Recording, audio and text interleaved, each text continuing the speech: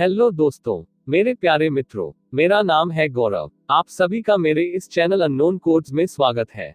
चलिए शुरू करते हैं, पर पहले आपसे ये अपील है कि दोस्तों वीडियो को शेयर और लाइक जरूर करें, इससे मुझे सपोर्ट मिलता है और चैनल को भी सपोर्ट मिलता है।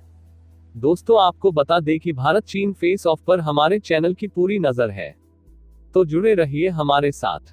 और दोस्तों आज का ये वीडियो थोड़ा लंबा होगा क्योंकि इसमें मैं काफी बातें कवर करने की कोशिश करी है।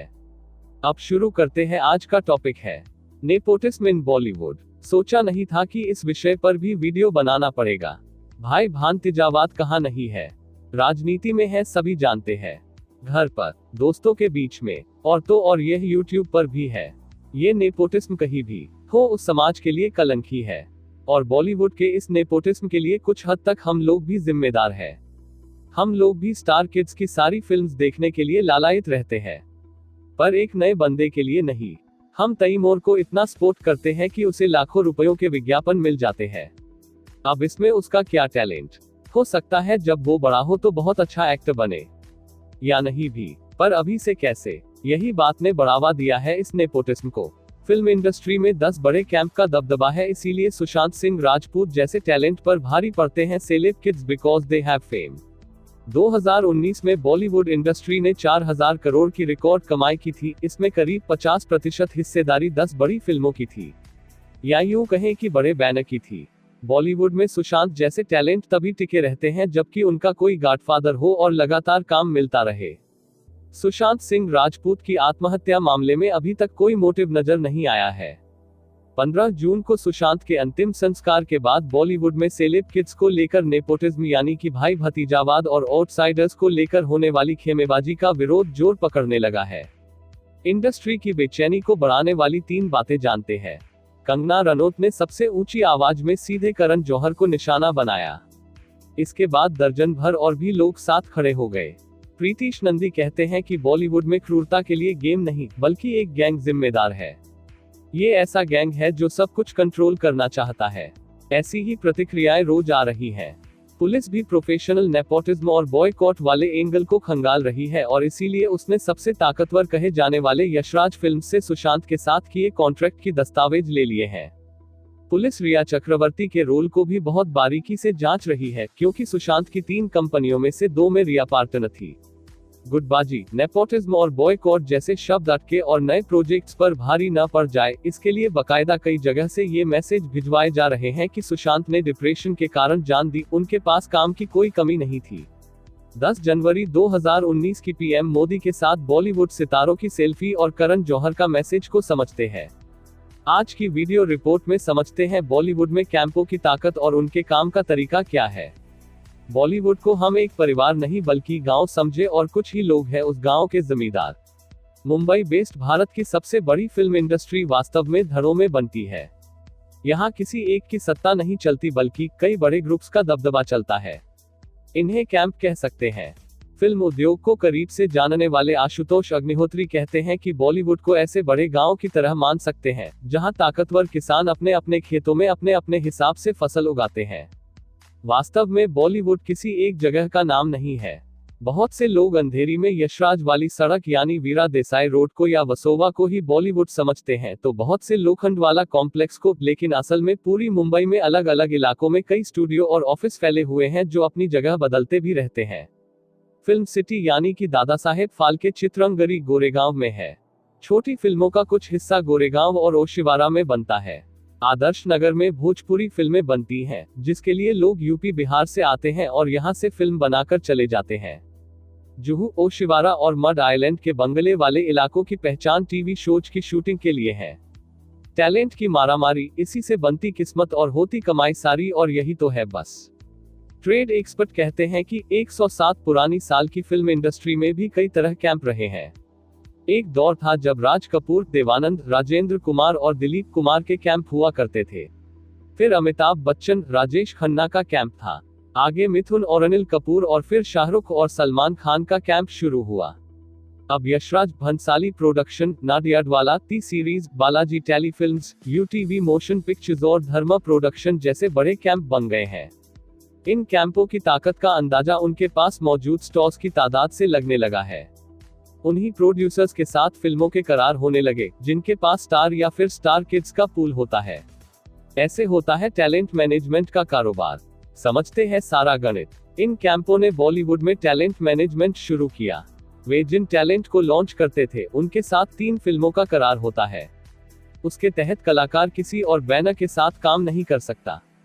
यह करार लिखित और अनकहा दोनों फॉर्मेट में हो सकता है। सुशांत सिंह राजपूत काफी टैलेंटेड थे।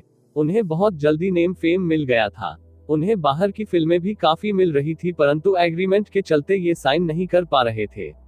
पेशेवर गुटबाजी के कारण वे डिप्रेशन में आ गए थे और आरोप लग रहे हैं कि उन्हें 7 फिल्मों से निकाला गया था और 2 फिल्में रिलीज नहीं होने दी गई। सुशांत प्रकरण के बाद यह बात साफ हो गई है कि बड़े प्रोडक्शन हाउसेज में टैलेंट की मारामारी है। जिनके पास जितना बड़ा टैलेंट, उसके बैनर की फिल्म या वेब शो की उतनी बड़ी कीमत। 2019 में बॉलीवुड इंडस्ट्री ने 4000 करोड़ की रिकॉर्ड कमाई की थी और इसमें बड़े बैनर की टॉप 10 फिल्मों की हिस्सेदारी करीब 50% थी। स्मार्ट और कॉर्पोरेट तरीके से चलते सारे कैंप। किसी कलाकार को साइन करते वक्त बड़े बैनर्स एग्रीमेंट करते हैं। नए टैलेंट के लिए बड़े बैनर्स में काम करने से शोहरत मिलने की संभावना जल्दी और ज्यादा होती है, लेकिन एग्रीमेंट के समय दिमाग में ही नहीं आता कि आगे क्या होगा। ट्रेड पंडितों के मुताबिक करण जौहर और साजिद नाडियाडवाला जैसे लोग पुराने और स्मार्ट प्रोड्यूसर हैं। ये कॉर्पोरेट प्रोड्यूसर फिल्मों में अपनी जेब के बजाय कॉर्पोरेट स्टूडियोज का पैसा लगवाते रहे हैं। कॉर्पोरेट स्टूडियोज इसी नियम पर काम करते हैं और जिस किसी के पास पुराना या उभरता हुआ कलाकार है उसकी ही फिल्म पर वो पैसा लगाते हैं। इंडस्ट्री के सबसे स्मार्ट प्लेयर हैं करण जौहर जैसे लोग। करण जौहर ने माय नेम इज खान से यह सिलसिला शुरू किया था। उनकी फॉक्स स्टार इंडिया के साथ तब डील हुई थी। फॉक्स स्टार इंडिया अब डिज्नी इंडिया है। फॉक्स स्टार और करण जौहर की 200 करोड़ की डील हुई थी। उस 200 करोड़ रुपए में करण जौहर को 6 फिल्में बनाकर फॉक्स को देनी थी। दोनों के बीच संबंध मजबूत हुए तो डील 9 फिल्मों की हुई। दोनों के बीच आखिरी फिल्म कलंक थी। फ्लॉप रही कलंक तक उनके रेट बढ़ गए थे। फॉक्स से करण जौहर को करीब 100 करोड़ रुपए मिले थे। करण इसकी भरपाई करने वाले थे। 30 करोड़ फॉक्स को लौटाने थे। ऐसा हुआ या नहीं, यह पता नहीं चला। करण अब वेब शो बना रहे हैं।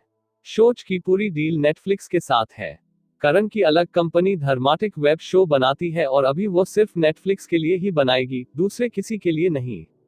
होमवर्क करके लॉन्च किए जाते हैं स्टार किड्स। जानकार इन बातों पर जोर देते हैं कि करण जौहर या किसी और की मोटी कमाई तब होगी जब उनकी फिल्म और वेब शो में बड़े चेहरे हो या फिर ऐसे चेहरे जिनका सोशल मीडिया पर दबदबा हो। यही वजह है कि वह जिस भी किसी स्टार किड्स को लॉन्च करते हैं तो उससे पहले उन सबका इंस्टाग्राम, फेसबुक और ट्विटर अकाउंट मजबूत करवा देते हैं। वहां पर तस्वीरें, वीडियो और इमोशनल पोस्ट डलवाकर उस स्टार की फैन फॉलोइंग को ज्यादा करवा देते हैं। मां बनने के बाद करीना कपूर खान की रीलॉन्चिंग, इसका उदाहरण आप सभी जानते ही है। टैलेंट रिटेन करना यशराज ने सिखाया है, ये दिमाग वाला काम है। टैलेंट को रिटेन करने का चलन यशराज ने शुरू किया। शाहरुख के बाद उनके पास रणवीर सिंह, रणबीर कपूर, दीपिका पादुकोण, अनुष्का शर्मा, भूमि पेडनेकर, अर्जुन कपूर जैसे टैलेंट की लंबी फहरिस्त है। डायरेक्टर के तौर पर शरद कटारिया, अली अब्बास जफर, कबीर खान उनके साथ कॉन्ट्रैक्ट में रहे हैं। यशराज का फिल्में या वेब शो बनाने का तरीका करण जौहर से थोड़ा अलग है। वे सब कुछ अपने दम पर ही करते हैं।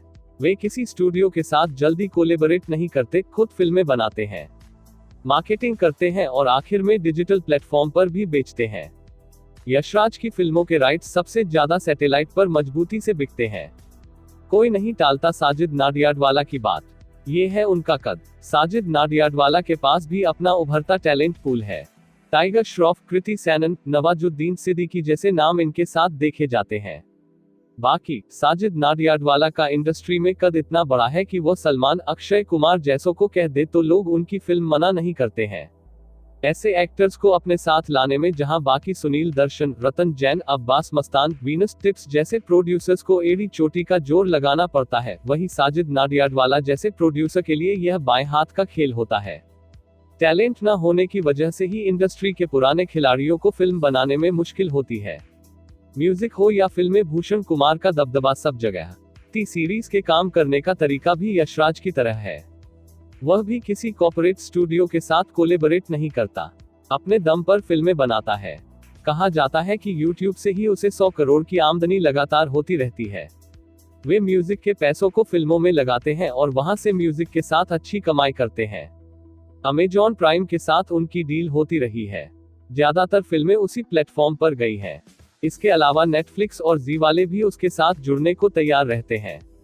कॉर्पोरेट स्टूडियो के बजाय टी सीरीज अजय देवगन जैसे बड़े सितारों के साथ मिलकर फिल्में प्रोड्यूस करना ज्यादा पसंद करता है, क्योंकि इसमें प्रॉफिट शेयर ज्यादा होता है।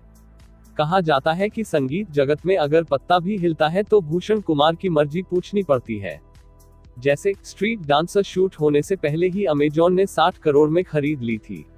उसके सैटेलाइट राइट्स 40 करोड़ में बिके।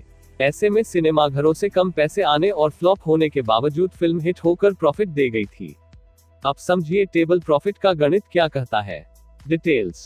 टी सीरीज एक्टर्स का पूल बनाकर तो नहीं रखता, मगर उसकी मार्केट साख बहुत मजबूत है। कोई भी स्थापित या उभरता हुआ सितारा इस बैनर का नाम सुनने पर किसी भी डायरेक्टर की फिल्म साइन कर देता है। मजे की बात यह है कि ऐसे हालातों में फिल्में रिलीज होने से पहले ही इनमें से किसी बड़े प्रोड्यूसर को प्रॉफिट दे चुकी होती है। इसे तकनीकी भाषा में टेबल प्रॉफिट कहा जाता है।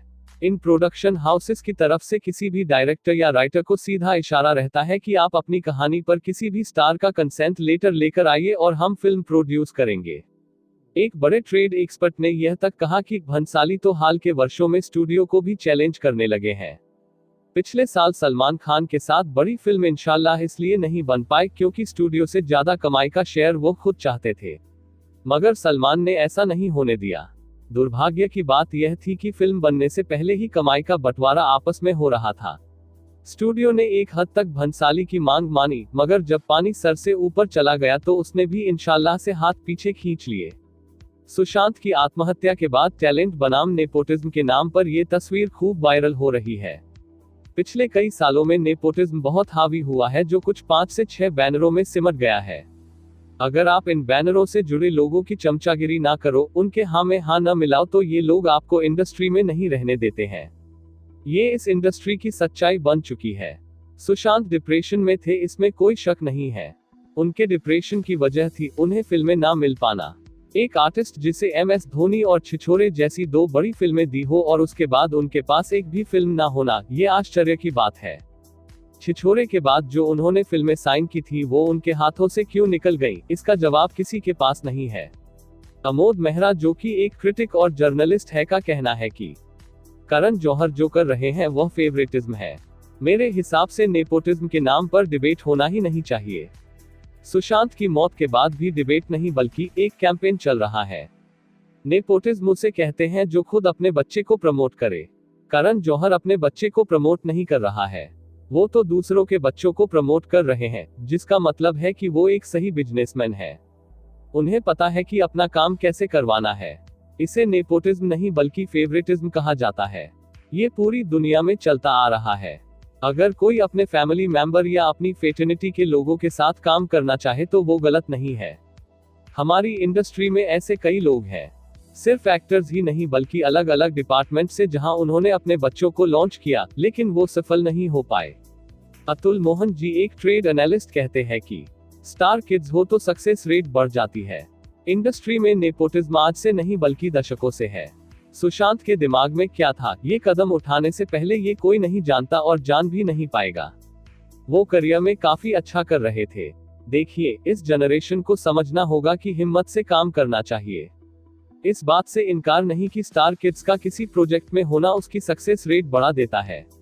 लोगों के बीच में एक्साइटमेंट बढ़ जाती है, मार्केटिंग अच्छी होती है और यदि आपकी फिल्म का कॉन्सेप्ट अच्छा हो तो फिल्म चल जाएगी, लेकिन लोगों को उस फिल्म तक खींच कर लाने के लिए ये स्टार किड्स फायदेमंद होते हैं। अब बताते हैं रामगोपाल वर्मा का दिलचस्प ट्वीट जो बॉलीवुड की असलियत को उजागर करता है। सुशांत के फैंस के मन की बात माना कि नेपोटिज्म इंडस्ट्री, राजनीति, समाज और परिवार में गहराई से समाया है, लेकिन क्या इसके कारण हम इतने स्वार्थी हो जाएंगे कि किसी इमोशनल कलाकार को ठेस पहुंचाकर उसे जान देने के लिए मजबूर कर दें? अगर कुछ लोग जानबूझकर टैलेंट को सामने नहीं आने देना चाहते हैं तो एक क्रिएटिव इंडस्ट्री के लिए यह बेहद शर्म की बात है, क्योंकि यहाँ अगर सुशांत सिंह राजपूत जैसे छिछोरे लूजर हैं तो कंगना रनौत जैसी मणिकर्णिकाओं की भी कमी नहीं। सुशांत सिंह राजपूत की मौत के बाद सोशल मीडिया पर बॉलीवुड के खिलाफ जमकर लोगों का गुस्सा फूट रहा है। ट्विटर पर कलाकारों के खिलाफ मुहिम छेड़ दी गई है। इन कलाकारों में बॉलीवुड अभिनेता सलमान खान को लेकर लोगों में काफी आक्रोश है। इस बीच सलमान ने अपने फैंस से अपील की है कि वो सुशांत के फैंस का साथ दें। सलमान खान ने एक ट्वीट कर लिखा है, मैं अपने सभी फैंस से गुजारिश करता हूं कि वो सुशांत के फैंस के साथ खड़े रहे और गलत भाषा का इस्तेमाल ना करें। भावनाओं को समझने की कोशिश करें। इस मुश्किल समय में सुशांत के परिवार का सहारा बने। किसी अपने का चले जाना बहुत दुख देने वाला होता है। सुशांत सिंह राजपूत की मौत के बाद कई जगहों पर सलमान खान के पुतले जलाए जा रहे हैं। बिहार में उनके बीइंग ह्यूमन शोरूम से उनकी तस्वीरें हटा दी गई हैं। इसके साथ ही जिन जगहों पर सलमान के पोस्टर लगे हैं, लोग उन्हें भी उतार कर जला रहे हैं। लगातार लग रहे हैं आरोप बहुतों पर। अनुराग कश्यप के भाई और दबंग के निर्देशक रहे अभिनव कश्यप ने सलमान और उनके परिवार पर बेहद गंभीर आरोप लगाए हैं। अभिनव का कहना है कि इस फिल्म के दौरान सलमान खान और उनके परिवार ने उनके साथ बहुत नाइंसाफी की। उन्होंने मुझसे दबंग फ्रेंचाइजी भी छीन ली। वह कहते हैं कि अब हालत ऐसी है कि उन्हें इंडस्ट्री में कोई काम भी नहीं देता। सोनू निगम ने बिना नाम लिए बात कही है। सोनू निगम ने एक वीडियो साझा कर कहा कि अगर जल्द ही म्यूजिक इंडस्ट्री में भी गुटबाजी खत्म नहीं हुई तो संभव है कि यहां भी आत्महत्या की खबर सुनाई दे। यही नहीं, सोनू निगम ने नाम लिए म्यूजिक कंपनियों और एक अभिनेता पर भी निशाना साधा। सोनू निगम ने कहा, कई बार मेरे साथ ये हो चुका है कि मुझसे गाने गवाए गए, लेकिन एक अभिनेता जिस पर खुद आरोप लगे हैं वो आकर मना कर देता है कि इसके गाने मत रखो। उसने अरिजीत सिंह के साथ भी यही किया है। एक एक गाने को 9 लोगों से गवाते हैं। म्यूजिक कंपनियों का कहना होता है कि अगर तुम मेरी कंपनी के आर्टिस्ट हो तो मैं तुम्हें काम दूंगा, वरना नहीं दूंगा। मुझे लगता है कि ये ठीक नहीं है। साहिल खान ने भी बताया अपना सच जानते हैं। फिल्मों को अलविदा कह चुके पूर्व अभिनेता साहिल खान ने कहा था कि 2 बड़े खान स्टोर्स के साथ मैगजीन पर मेरी फोटो छपी थी। यही बात एक खान अभिनेता को खराब लग गई और उन्होंने मुझे फिल्मों से निकलवा दिया। तो आपको ये जानकारी कैसी लगी हमें बताएं कमेंट में, और अपने इस चैनल अननोन कोड्स को लाइक करें, शेयर करें और सब्सक्राइब करें, और बेल आइकॉन भी प्रेस कर दीजिएगा। ये सब फ्री है। आपके ऐसा करने से हमें प्रोत्साहन मिलेगा और हम आगे भी ऐसी जानकारियां लाते रहेंगे। तो चलते चलते खुश रहें, मस्त रहें, आबाद रहें, स्वस्थ रहें। धन्यवाद।